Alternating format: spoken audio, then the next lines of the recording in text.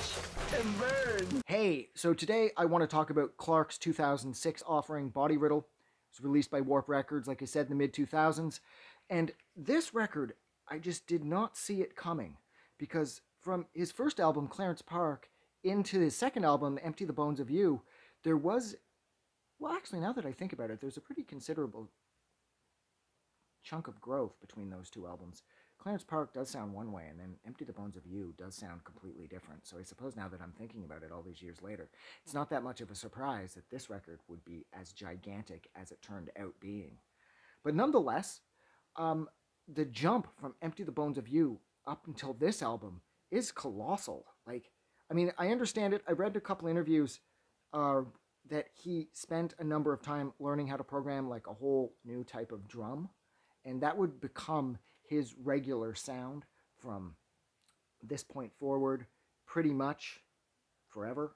I mean, until recently where he's bigger now, he's more like soundscape-ish, and he's like aiming more, it sounds like, for movie scores with his newer releases. But this, following through the next handful of records, that drum sound would maintain, and it's incredible. It's thick, it's mixed incredibly well, and it takes up a lot of room, but it doesn't overpower you, and it's properly messy sounding. Sounds genuine, of course. The drums could almost be real on here, but they're not. And this record, there's not a bad song on here. There isn't a single track on here that I disagree with.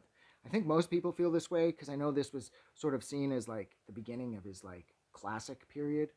And I mean, Herbar, Throwwave, Roulette Thrift Run, and Night Knuckles. I absolutely love Night Knuckles. The video for Night Knuckles kicks ass too. If you get a chance, you should check that out.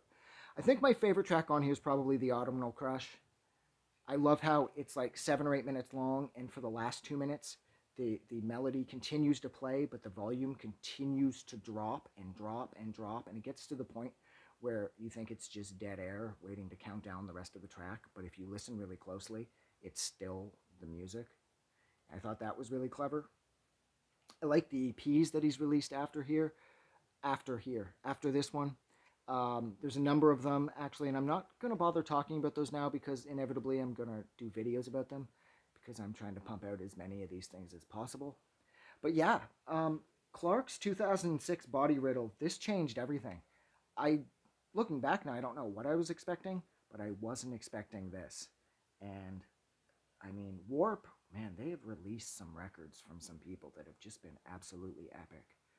And I would like to think that Warp continues on forever, and they maintain that sense of freshness, and more power to them, because I don't want them to go anywhere. But yeah, so look, I'm going to go. I just wanted to talk quickly about Clark's 2006 Body Riddle. This record's badass. You should definitely check it out. So yeah, thank you so much for checking this video out and sitting with me through the 3.5, 4 minutes that I've rambled on and on about this album by Clark. It is amazing. And like I said, I did not see it coming.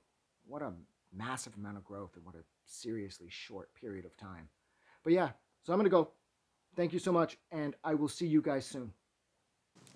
I just wanted to say thank you for making it through the entire video. I really appreciate it. And I'm going to remind everyone one more time, even though I've probably already done this in the video that you just watched, to please click the like button as well as the subscribe button because it helps this channel grow. And thank you for hitting like and subscribe, and we will see you guys really soon.